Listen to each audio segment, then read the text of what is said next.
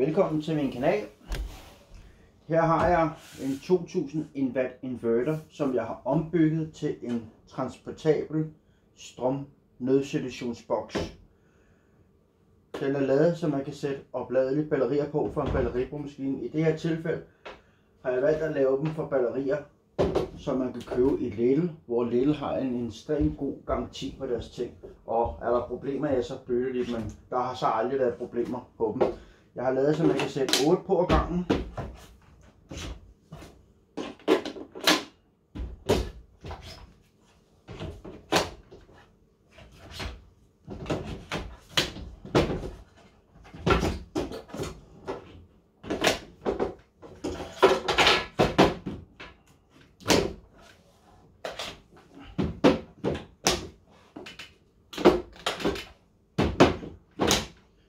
Så er der monteret 8 batterier på den af 4 ampere stykket. Stadig lige til at løfte uden problemer. Så nu vil jeg lave en test på den. Og som sagt, den her har en maks belastning på lige knap 2000 watt. Og ved 1000 watt cirka kan den køre en lille time. Vi tager en støvsuger og smækker i. Den støvsuger, den er på lige omkring 1000 watt.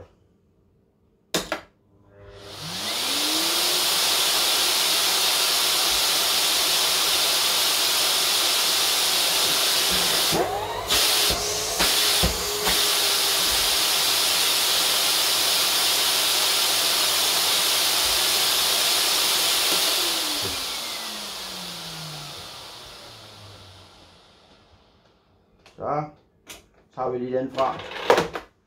Så har vi her en varmepistol fra Metabo. Den hedder HE 2000. Jeg mener det er omkring 1800 watt den kan tage.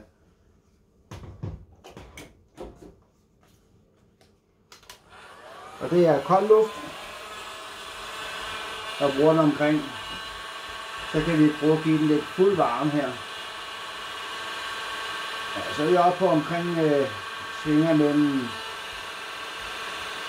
15 og 1800 watt.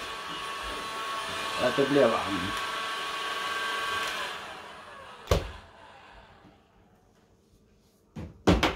Men det gode ved den her også er, at den er udbygget, så vi slukker lige igen. Vender den om. Har man brug for mere batterikapacitet, kan du stadig sætte et batteri på. Og så kan den jo køre meget længere.